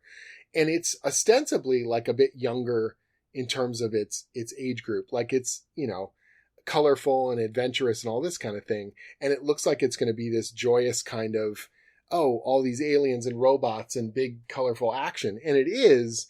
And at the end of the first book, we've kind of pulled the team together and you think, oh, now they're all going to go, it's all going to work. And immediately we start the second arc and we start unraveling it. Like people start making mistakes and they stop trusting each other. And you kill somebody that people like a whole bunch. Yeah. But it's just like, again, I just don't want to make it simple. I don't want you to be able to see where the end is coming from a mile away, because that just feels boring to me as a writer and a reader, you know? So what can I do to sort of shake that up? And I feel like, you know, even when I've written, so we did the Avengers together, it was like, we still want to kind of yank the chain around and surprise you and pull you in unexpected directions. That's where, like in No Surrender, having a character like Living Lightning be the big hero at the end of this cosmic kind of adventure, that just felt cool to me. Like Al came up with it as a concept and I just loved it because, yeah, it's like this character who's never gotten their due gets to be the one to save the day. Like that's cool. Like that, there's something very appropriate about that and just different, interesting, you know? And unexpected, like, yeah, it's unexpected. Like even like just to go back to Wayward, even I don't want to spoil who dies because sure. I'm sure people haven't read it. But multiple characters die, yeah. But like there is a character that dies. It's kind of heartbreaking. Like yeah, viciously. Like I even though Steven knew that was coming because I told him, I send him the script and he calls me up and is just like, "Wow, man! Like you really you went there." And I was like, "Yep, we got to do it." Like it's, you know, otherwise it doesn't matter. Otherwise it won't. The reader won't care, you know? So yeah. And like, I remember, I even just, especially having reread it, like I remember when that was happening and I'm just like, all right, well just teleport. Like you guys just teleported, just teleport. And like, I'm going through the page and I'm like, why aren't they teleporting? Like just teleport back to where you were. They'll heal. Everything will be good. And then you come back, you deal with the stuff here. And like, no, you kind of let it go for a couple pages and then that character was dead. I'm just like, well, shit. Like, yeah, it's not that simple. You can't solve it that easily. That was the thing, right? Yeah. And the characters not knowing how to fix it in the moment. Yeah, you know, you have the greater knowledge as the reader to see from the 100-foot view, oh, they need to do this. But in the moment, they're emotionally trapped by the situation and they're not able to see it. That was one of those things. Every so often I would get a letter from a reader and they would say like, oh, you know, I can't believe you had Rory or Ayani or any of these characters do these things. And I would say to them those same things where I'd say, you're looking at it from the outside because you know what the villains are doing. You know what the government's doing. You know what our heroes are doing. But they don't see all of that. All they see is the immediate threat and the problem that they're trying to deal with and their own inner turmoil, right? And so I'm trying to deal with them as teenagers, not just perfect paragons of heroism, you know? Yeah, and you even seed into like the dialogue itself. Like when I was just saying, like, just teleport, like, Yeah. I think one of like the characters that knows what's going on is just like, Yeah. oh yeah, you can't do that. Like, they won't survive. Like, Yeah. we could send them, but they're going to die. And Yeah. and issues before that, Rory actually says, it's like, the last time I tried to do this, like, we nearly died. Like, I can't do this again. Right. That I just wanted to take the easy answers off the table. You know what I mean? The other thing that's a lot of fun, and I sort of, like I was talking about with the Conan stuff, but we do this a lot in Wayward, is a stray line of dialogue or a stray concept from an earlier issue will bubble back up 10, 15 issues later. So it's like, you don't, Rory's mother is kind of this crucial point in the early part of the story, and we don't really talk about her dad. He gets he gets mentioned in passing conversation, and you're just sort of like, oh, he's off somewhere else. And so when he finally enters the story, you're like, what is this all about? Like, how's that going to play? Yeah, and you don't expect it to go the way that it goes when he's introduced. Nope. You think, okay, well, like, things just happened. Like, he's obviously come here because those things happened, and right. And you don't realize he's part of the wheels within wheels, right? And so that was, it's fun to sort of set up those dominoes and then knock them down later on and keep the reader guessing. And every so often, like, I'll know what some of them are going to be, and sometimes I'll have one plan, and then as I'm planning out future stories, I realize, oh no, it's even more of this, or I have to go even further. And so it's something like The Father, where I think early on in some of my earliest sort of story outlines, he was much more benign, like he was being used. And then I was like, no, that he has to make choices. He has to have done this on purpose, because otherwise he's too passive. Like, it's not dramatic or interesting enough if he's just sort of getting pushed along. Do you know what I mean? Yeah. And I just like, it would not have had the same impact if that was the case. And I think it's because you don't know who the character is yet until you put them down on the page. And sometimes they sort of surprise you. Like when I introduced him and he was even just going through, like passport security to get into the country. And he's just being a lippy, mouthy guy. And I was like, oh, I can feel him kind of growing here on the page. Like he's not putting up with any shit. And that's just going to define him. He's this, very standoffish guy who thinks he has all the answers. Oh, okay. Well, then this all leads much more logically to this end. Do you know what I mean? Now, do you think you'll ever like go back to Wayward?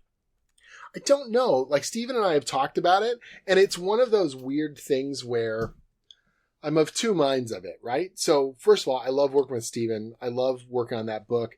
It was a really, like, it's like a time capsule for me. Every project is a time capsule. I can remember distinctly where I am at certain points in the process. Sometimes I remember where I was when I was writing an issue. Sometimes I remember where I was when Steven was sending art. Sometimes I remember where I was when the issue came out on the stands, like I did a signing or I was in Japan or something like that. And so it's very special to me, particularly something like a creator-owned book, because it's yours. It wouldn't exist. Like, I love working on Conan and I love working on the Avengers, but those books will exist after I stop working on them. And people will never, they might say I did a great job, but I didn't come up with the Avengers. You know what I mean? And so, but if someone says Wayward is their favorite comic, that thing never existed if Steven and I hadn't built it. So there's something extra special about that. And yet, in my mind, some of the most satisfying books for me as a reader have been the ones that come to a close. Do you know what I mean? That they don't stretch it out till you no longer give a damn, right?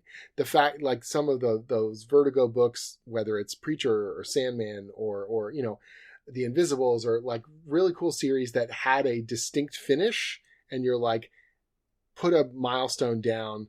This book exists at this period of time and it's finished and you can read it all and enjoy it.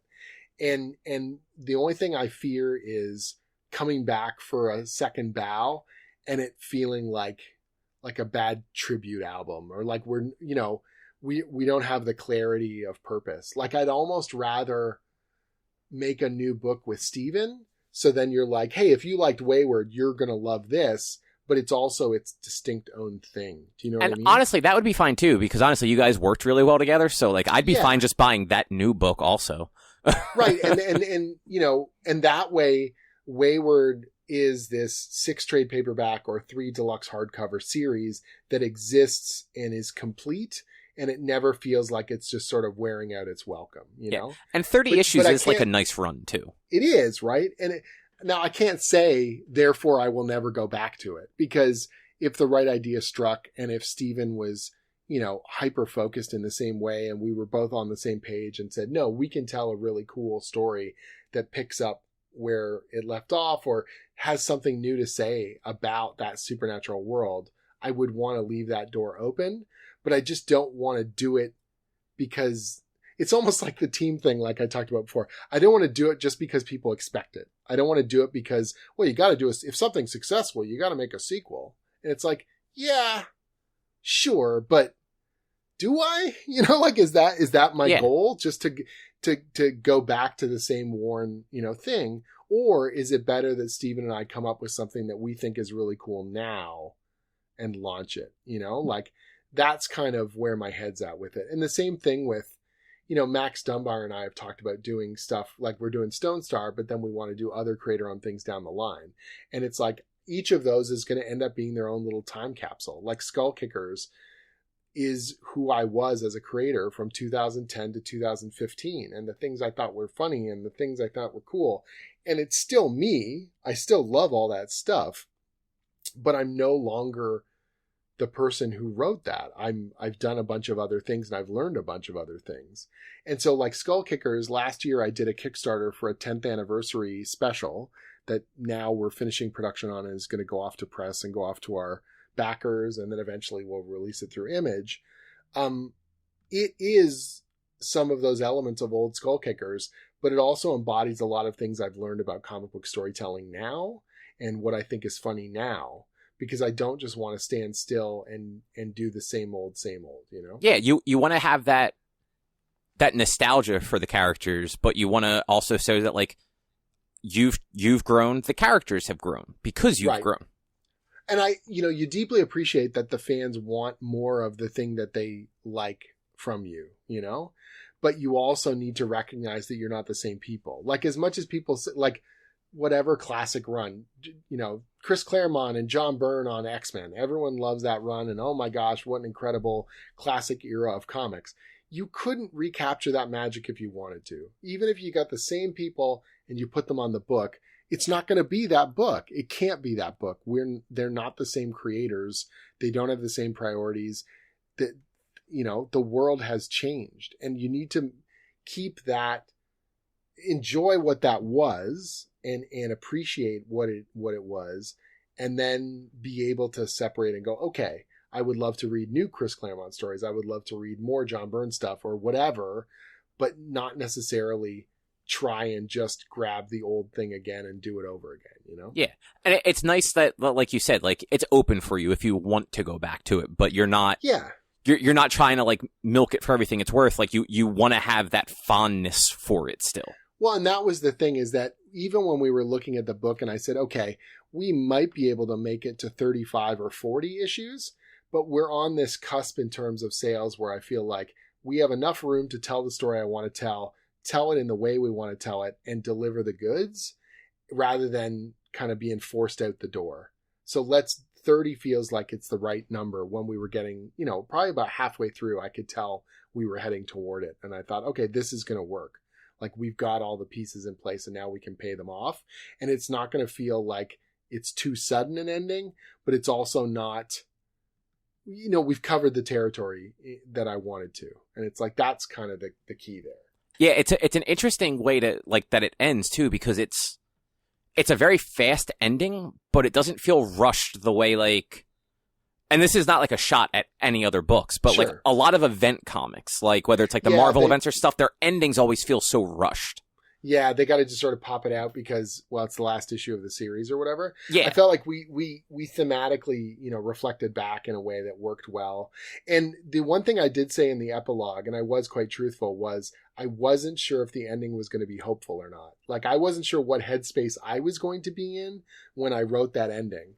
And there were definitely versions of it in my head that were dark, that were all dark. And a lot of dark stuff happens in that ending. Yeah. But the final note is this slight uptick of there's, more to discover. The world is going to evolve and move forward or whatever, without spoiling anything. But, that was important to me. And when I wrote it, I felt like that was the right note to end on. But, 6 months either way, I could have written a very different ending depending on how I was feeling. Yeah, I mean, and that makes sense. I mean, I guess that's kind of the nice thing about a creator-owned book is like it's yours to kind of do with as you please to an extent. Yeah, and the only person I have to justify to is Steven. That Steven felt we did right by the characters as well. Yeah. And that's one of the nice things about when I'm doing Stone Star with Max. It's like, Max, do you think this is cool? Yep. All right. That's the vote. We both voted. Let's go. Like, it's a fun thing. Don't get me wrong. I love working on the commercial stuff, but there's obviously a lot more moving parts, Yeah. And it's not just like free reign, and that's fine. I find that challenge also very creatively stimulating. Like, coming up with something that is going to please my editor and please the licensor and please, the editor in chief and fit within the continuity of existing, whatever, Marvel comics or, the requirements of Wizards of the Coast for Dungeons and Dragons, and doing a damn good job and having them praise you is a joy, right? But that this is not yours. And that is always an awareness you have to have, that my job has to not only be come up with a cool story, but if I want to do something really contentious, I have to convince them that this is the right path to take. You know what I mean? Yeah. And that makes sense. and it, I think some people, readers have these two extreme viewpoints. They think either you're a corporate stooge and you're being told exactly what to write, or you have free reign and you can do whatever you want and you're just like running around the ranch causing chaos. And it's like, neither Which is hilarious. Neither of those things are true. Like, it depends on your relationship with the editor. It depends on how successful you've been, that they're going to give you more creative leeway or whatever. But part of your job has to be to convince them that this path you've suggested is the right one, the most exciting one, the most dramatic one, and the one that will pay off in terms of sales, right? Yeah. So when it comes to like the license stuff, because like right. I've only really ever talked with like independent creators, like either people that are like publishing their own stuff or like through Image, stuff like that. When you're like doing like a Marvel book or like who publishes the D&D books? Is that IDW or Dark Horse? IDW. Okay. IDW. Yeah. So like when you're working on stuff like that where like it's licensed franchises, are you like going to Marvel and like pitching like did you go to Marvel and be like, I'd like to write Conan after like when it's open, like here's my idea, or do they like come to you for that sort of thing? Usually they're coming to you. So most of the time they're coming to you. Like it's pretty tough and a bit of an uphill battle for you to pitch a project cold and have them be like, yeah, we'll add that to the schedule. Most of their stuff is getting planned out pretty far in advance, or they know which characters they want to emphasize based on, what's going to be in the movies or what they've got, things like that. And so you are usually getting cast for a project where they will call you and say, are you interested in these characters or this stuff? You know what I mean? And then you're coming up with a pitch. So like, Jason Aaron was he's been doing Avengers. He came up with the Agents of Wakanda in the Avengers series. And they were like, oh, this is a cool concept. We'd like to delve into this deeper, but not in the flagship book. And then Will Moss, the editor, contacted me and said, is this something that interests you? Would you be willing to write, Black Panther in this Agents of Wakanda book? How do you see this? And it's like, oh, well, I would do it like this. And they liked my concept on it. So then I was the writer on that series. So it's like they came to me with the broad concept, but then I had to flesh it out and make it real. You know what I mean? Okay. And I guess like if they didn't like your pitch, it would have been like, well, do you have anything else? And right. Usually it's, well, how can we refine this? Like, they still want me to be the writer because they've come to me. There are times when you do what's called a bake-off, where they will ask multiple writers to pitch, and then they'll pick the one they like. And that's always a tough circumstance because it is really a competition. And that's weird because like they're your colleagues and in some cases friends that you're like... They won't usually tell you who else you're pitching against, so that's kind of the one saving grace. Sometimes you'll find out like months later, someone will mention that they pitched on something and you're like, ooh, particularly if you beat them on it, you're like, oh. Yeah, you don't have to answer this if you don't want to, and you don't have to name Sure. names. But have you ever like been in a situation where you were doing that and like you were like a friend you were talking to, like you both just happened to say like, oh yeah, like I'm pitching this book Yep. to Marvel right now? Yeah, absolutely. Absolutely. Or one of the things that's really awkward is you'll, the editor has just told someone that they're going to be the writer on a project and you haven't been told yet that you're not. And then you'll hear from someone else that book is now going forward. And you're like, well, it's not me. Oops. So that can be awkward as hell. But yeah, it's just, those are not as frequent. They used to be more frequent, the Bake Off stuff. Usually it's, I'm getting approached about a book. So Conan's a good example. I did not think I was going to be the writer of Conan the Barbarian. I was not planning or gunning for it. It was actually kind of the reverse, which is a bit odd. I had written Conan for the first time back in 2015. Gail Simone and I co-wrote a Conan Red Sonja team up that was co-published by Dark Horse and Dynamite. Went over really well. In my head, I thought this is the only time I'm ever going to get to write Conan. So wrote it to the walls, did everything I could, to make that book work because I thought that's my only chance to ever write the character. And then we do the Avengers stuff. Tom lets us know that Marvel's getting the rights to Conan back. And he thinks for this second Avengers weekly thing we're doing, it would be great if Conan was involved. And it's like, well, I love this stuff. And both Al and Mark, although they like Conan, they knew I was kind of the big fan. So they really let me lean into it and write all that Conan stuff. And it was like awesome. Had a ton of fun with it. So proud to do it. And once again, in my head, I think this is the only time I'm ever going to get a chance to write Conan. But I want to write a solo story. No offense to Mark and Al and no offense to Gail, but there's something egotistical and nice about having that solo writing credit on this character that I love, right? And so I don't want to do, like, the Conan Red Sonja miniseries was in the Hyborian Age, but it's still a team up thing. And the Avengers thing is this weird multi-dimensional stuff. It's like neither of them are quite pure Conan, if that makes sense. Yeah, no, exactly. And so I go to Mark Basso, the editor on the Conan books, and I said, I would really love to just flex and do a solo Conan story. I know that the Savage Sword book is this anthology style where they have rotating creative teams. I'd love to throw my hat in the ring. I've got some ideas. And he said, yeah, man, you've proven you can write the character. Please pitch me. And so I pitched the story about that gambling hall. And Conan Properties loved it, and Mark loved it. And so I got to do this 3-part story called The Gambler. And in my head, this was my mic drop. This is how I think Conan should be written. This is what I think is a classic Conan story with a bit of a twist. And if you let me write this, and they did, I will be happy because I got that out of my system and I've done it. Do you know what I mean? Like, I've written a Conan story that I feel like is pretty pure. The response from the readers was really strong. Pat Zerker drew the book and they were so happy with what he did that they ended up getting him as the regular artist on Savage Avengers, where Conan was running around the Marvel Universe. Which is super weird. Like, it's not a bad book, but like, that's just such No. a weird concept to me. Yeah, it's a funky book. It's really out there. Jerry does a great job with it. But, for me, it was like, I thought Savage Sword and the Gambler story was my last sort of crack at the character. And instead, that just convinced them I had a good handle on the character. So they came back and said, look, we want to expand our license and we want to do more Robert E. Howard characters. But most people don't know those characters. Would you be willing to write a team up?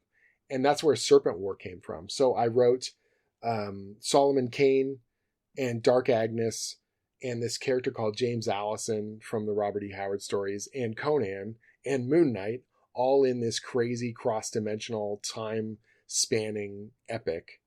It was a 4-issue miniseries, had a ton of fun doing it.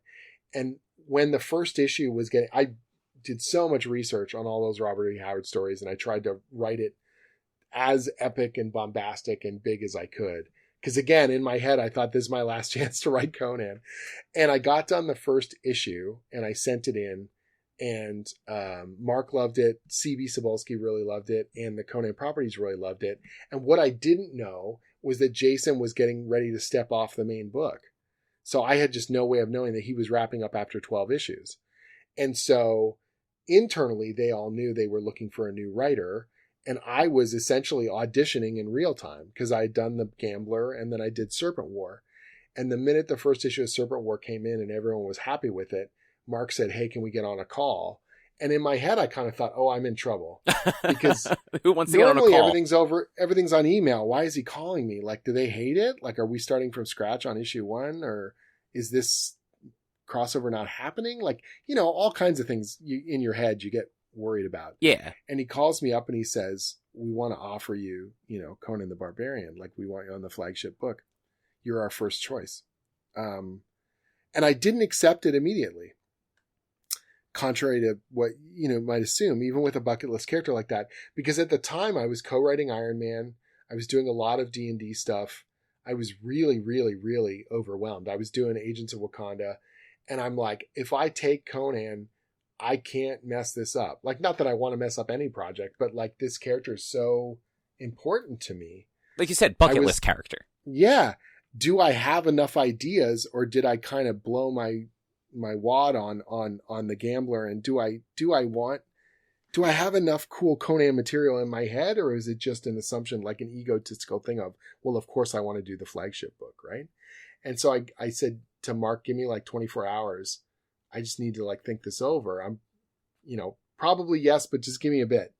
And I kind of thought about it, and I called up Tom, my editor on Iron Man, and I said, I got to step away from co-writing Iron Man because I need room to concentrate on this. And he was totally supportive. Like, he knows how much Conan means to me and everything else. So I freed up a bit of time in my schedule, and then I just hunkered down and I wrote a bunch of ideas that would become Into the Crucible and Land of the Lotus and all this stuff, just to make sure I had enough juice, like that I had enough material to build on. And once I did that, I turned around and I said to Mark, yeah, let's go. And like, I'm going to tear the hell out of it. Like, let's go as big as we can, That's awesome. I know it's getting late, so I won't keep you too much longer. No worries. It's probably a fair assumption that like fantasy is kind of your thing, like sword and sorcery and I'm a junkie for it. I love Dungeons and Dragons. I grew up on that stuff. I bleed D20s, whatever you want to call it. Like I'm into that, Oh, so you play D&D too. You don't just write about it. Oh, I've been playing D&D since I was 8 years old. Oh, yeah. Oh wow. Yeah, actually my two co-hosts, they play in a couple campaigns together. And sweet. We're actually going, this isn't either here nor there. We're going to be launching like an actual play show in the fall. Oh, great. So awesome. I've been playing for, like 37 years. I've been playing D&D every edition. I have a huge collection of books, and during the pandemic, I've been buying up more old books and like filling in gaps in my collection and stuff. Yeah. Oh, that's awesome. Yeah.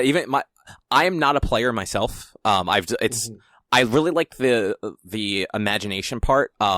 It's the math and the dice that has always turned me off in the weirdest way. Well, you see, this is the thing. If you're using like D&D Beyond, which is the digital platform for character creation and stuff, it will auto-calculate all the dice stuff. So you literally just click on attacking or things like that, and it'll do all the math, and it just spits out a number at the bottom. No one's ever told me that before. It's amazing. It's amazing. Yeah. It's one of my, I know so many people that use it and they just love it because you can just focus on the character and you can focus on the role play stuff. And then all the crunchy bits get sort of, calculated in the back. That's actually really cool. Yeah, I had no idea. I might have to rethink my stance then. Dun, dun, dun. We'll bring you back into the fold. So you being like the big fantasy guy, like, yeah, how do you keep track between like you write like these D&D books, but like you're also writing Conan, or you had Skull Kickers, or even when you were on Champions, you had that arc in Champions where they went to Weird World, yeah, and all the fantasy stuff, all the pieces. To me, like, fantasy is not one obelisk, like it's not all one thing. Fantasy there's slices of it, right? Some of them are darker and some of them are pulpier. Some of them are high fantasy, or some of them are what I call low fantasy, which is like these morally bankrupt characters doing anything for coin or whatever. And there are different kind of slices of it. And so the way I look at a Conan story is like this, hard hitting, pulpy Roy Thomas by way of Robert E. Howard kind of soaring narration. and everything has got this gravitas to it. And if there's little moments of humor, there are little tiny bits of character humor that punctuate, but it's never silly. And of course, the stakes are always really high. And then Dungeons and Dragons is this very colorful, very magic rich environment that has very quirky monsters and locations. And so the world element of it has such a different sweeping kind of feel than the Hyborian Age, right? So it's just like getting in the way that when you play Dungeons and Dragons, you are role playing. When I write, I'm role playing. I'm role playing D&D, I'm role playing Conan, I'm role playing the Avengers. Like what is the mode that I need to be in order to deliver the kind of story that I feel is appropriate, right? So Okay. Skull Kickers is me at 9 years old playing Dungeons and Dragons with my older brother, and everything is causing shit and making jokes and being stupid, because that's what Skull Kickers is. Skull Kickers is like this sugar shock of sword and sorcery stupidity. But that's not D&D. Like D&D is a little more serious, but we can have more funny kind of colorful moments compared to Conan. And then Conan is this darker kind of turn, right? And this survival is, at the utmost kind of priority and all this sort of stuff. So it's just turning those dials, trying to understand which kind of fantasy story I'm telling, right? Okay. And Champions, when they went to Weird World, it was a bunch of fantasy tropes, but those kids and their personalities still define that hopeful, colorful air that Champions can have, still permeated the story, even though they were in, they're in Weird World. Right? So, okay. That does make sense. Yeah. Cause I mean, to me, like not being somebody that writes this stuff, it just seems weird in my head to be like, how do you keep track of like these different fantasy worlds and make sure that you're not, like crossing the streams essentially? Yeah, I do kind of, I try and write, it's rare that I would write the same, sorry, let me start that again. It's rare that I would write two different projects on the same day. Like most days I'm like isolating and going, okay, today is a Avengers Day, or today is a whatever. And it's almost like psyching yourself up for it. It's like being in theater and getting ready for a role or something. So you're like, today's Conan Day. So I got to get into that pulpy mindset, and I got to, get my best soaring narrative kind of brain going and kind of drill into it. And the same kind of thing if I'm writing whatever project I'm working on. So I'm doing this Avengers Tech-On book, which is Bandai and Marvel teamed up on this weird kind of over-the-top Japanese Sentai version of the Avengers. And it's like wacky and crazy. And the artist I'm working with, Chamba, does these incredible animation style visuals. So I'm just sort of trying to dial into his strengths and what I think that stuff should be. But I can't just immediately turn around and flip the switch and go, all right, now Conan. Like that's like almost like a cool down period and then a warm up again to get into that mode, Yeah. And I guess that makes sense. And I guess like, I never really thought about it like that as like, yeah, I guess you're not sitting down and like, in the morning you're writing half a Conan script, and then in the afternoon you're jumping over and writing, D&D or Avengers or something like that. If I've done that, if I do get myself into a corner where I'm overlapped on projects and I have to write, a chunk to throw to the art team, that means the schedule is not going well. It's happened, but I try and avoid it at all costs, right? Which I don't blame you. Even then, I'll try and get some separation. So if I had to do that, like let's say I'm flying to a convention, and on the flight, I literally pull my laptop out and I do some writing. I might write whatever I'm working on, one project.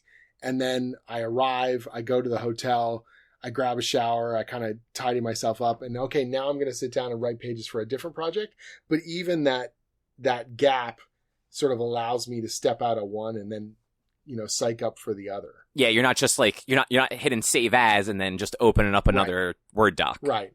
The hardest thing is if an editor says, oh, we need these revisions right now. And you're like, oh, I was right in the middle of writing Conan, and now I got to stop everything I'm doing, and I got to rotate and change this scene or fix this thing and get myself into the other headspace. That's where it's sort of like a weird, like jumping the tracks, Yeah, that seems like it'd be weird, especially if it happens to be like a similar, like if it's two fantasy books.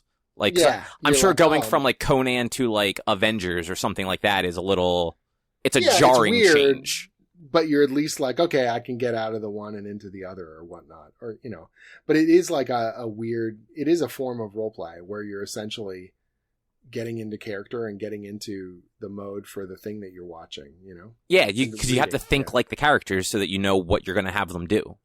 Yeah, it's a weird thing where, like, if you're writing Captain America, you have to think in a more idealistic way than you do by default. You have to imagine that people are better than maybe I even think they are by default. You know what I mean? Like, I have to, what would Steve Rogers do? How would he see this situation? And what would he expect from people, And it can be a good exercise to kind of put yourself in other people's shoes and think about, well, if Steve believes in people and he thinks that the Avengers can overcome this, or that people, don't have to fall to their own failings, maybe I should be a little bit more optimistic sometimes. It can sort of rewire you a little bit. Yeah, and I think that's something that, like, people don't necessarily give, like, the writer kind of enough credit for, if you will, where it's like you have to kind of think as the characters when you're figuring out what they're going to do. One of the things that can be awkward for me is when I'm reading a story by a writer and all I can hear is that writer's voice. You know what I mean? Like, every character is spitting out dialogue the same way because that's the way that writer likes to do it. That I find that really off-putting personally. Like, I try and, yes, it's a Jim Zub story, but I want you to believe that's what Conan would say, not Jim Zub trying to be a witty version of Conan. Do you know what I mean? Yeah, exactly. And that's kind of what I said early on. Like, going from Jason's run to yours, it still felt like the same book. Right. And that, that means a lot to me, right? That the characters feel like they are themselves. That when I'm writing Wanda Maximoff, or I'm writing, Pietro, or any of those characters in the Avengers, that I do my research and that they sound like they should sound, that they have memory of their past adventures and they treat each other the way makes sense in terms of the storytelling. All that stuff that's part of the job. And if you're doing it well, the reader can appreciate you as the writer, but they're also being taken along for the ride with the characters that they know and care about. Yeah, and then if you do it too well, everyone on Twitter just yells at you for whatever reason. I don't know about too well. I think, and the readers are passionate about this stuff. And it's weird, right? Like, obviously, everyone wants to be praised and no one wants to get criticism. But on the other hand, I know why the fans get up in arms, because they care about this stuff. If they didn't care about this stuff, you wouldn't hear anything. And to most writers, that's death. Like, if they're not talking at all, that's kind of, you're doomed. So you need to be able to generate the stuff. You also need to be able to kind of field the criticism. And that isn't to say that you never defend yourself or you don't argue ever, but there's, you try and pick your battles with that stuff. Like, I try not to get into the online scraps if I can help it. That's like, the right move. Generally it is, yes. If someone has said something factually incorrect, or they've made an assumption, that is, I can factually point to the thing. Like, if they literally said the wrong artist on a book that I've written, I will correct them. You know what I mean? Like, that wasn't actually colored by so-and-so. The colorist is this person. Do you know what I mean? Or, yeah. Or if they say, oh, I can't believe you wrote this terrible thing, and I'll say, I didn't write that. That was a different writer. Like that's about the only time that I will kind of correct people, because the rest of it's opinion, right? Like, if you think that I ruined a character, like, I don't want to get into it with you. That you're the reader, you paid the money, you read the thing. I hope you enjoy it, or I hope you stick around till you see what the bigger plan was and that you enjoy it in the end. Yeah. As a fan, that irks me the most. Like, when I go online and I see people like, oh, they're like, this book is awful, it's ruined, this person doesn't know what they're doing. I'm like, why? Like, well, maybe they're only on it for 10 issues and then everything gets set back to status quo anyway, but they're telling a story. Like, see what their whole story is before you have that sort of visceral response to it. Sure. And I've been there. Like, I've read these books too, and in the moment I'll have a knee jerk sort of, oh, what the hell is this? Why are they doing that? But now I've seen both sides of it, so I've also got a sense of, all right, let's see how it all plays out. Yeah. If the book's not working for you to a point where you can't stick around till the end, I get it, but you're also not, giving it you haven't seen the full thing, so you don't know. Right? Yeah. Mostly just don't be mean, right? Like, ideally, if it was only that simple, but yeah, I wish. Like I said, the readers are passionate, and I totally understand that. And my job is to surprise and to engage them in the stories, right? And if I do my job well, I do shock them sometimes. I do throw them off. I do sometimes, make them shake their fist and, Zub, what have you done? You know what I mean? Like, if not, then you're not going to remember that story at all. So better that I'm kicking the bee's nest every so often in terms of the story. It goes both ways too. I mean, like you also have like those moments where like people really resonate with it. And, like you were saying before, like seeing characters that you've co-created, like being cosplayed by people. And right. It's like, right. That's amazing. And it's all part and parcel of the thing, like, and take the compliments and take the criticisms and hopefully come out stronger as a writer and a creator at the end.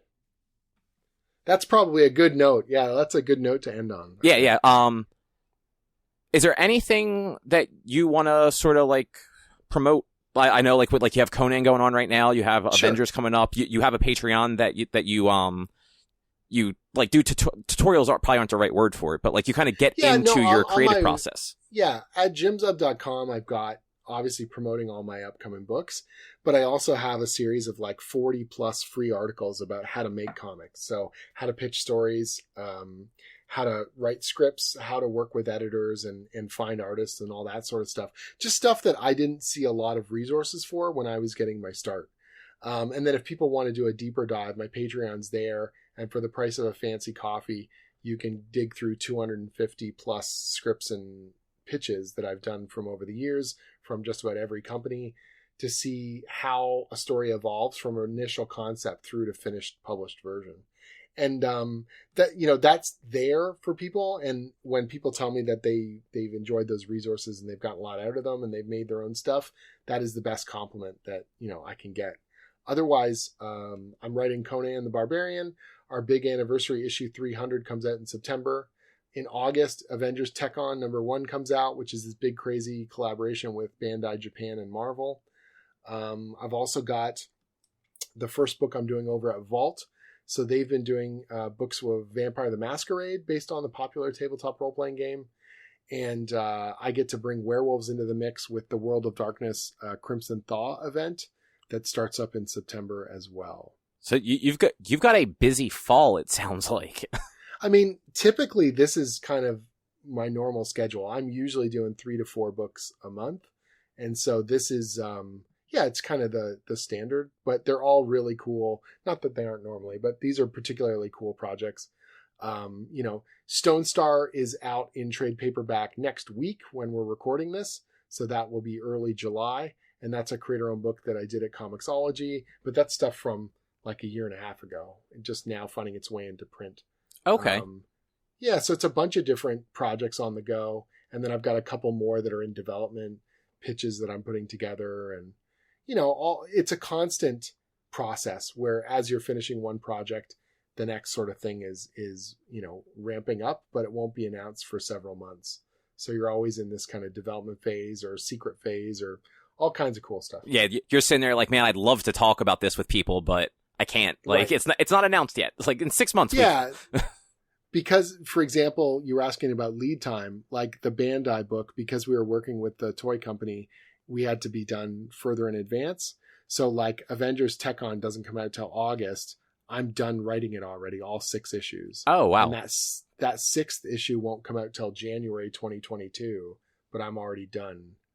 So it's like, that's a rare lead time, but it's like, I'm going to be on the stands for 6 months, with that book coming out and promoting it and whatever, doing signings and all that stuff, but I'll already be on to some other project, deep writing it at that point.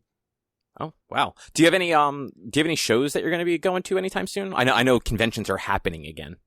Sure. I've been offered on a couple. I haven't quite finalized anything that's ready to be announced, but there's a bunch of shows this fall because everyone's trying to get ramped back up after the pandemic. So it's like, I'm looking at 3 or 4 different shows and I probably can only pick like 2 of them based on my schedule.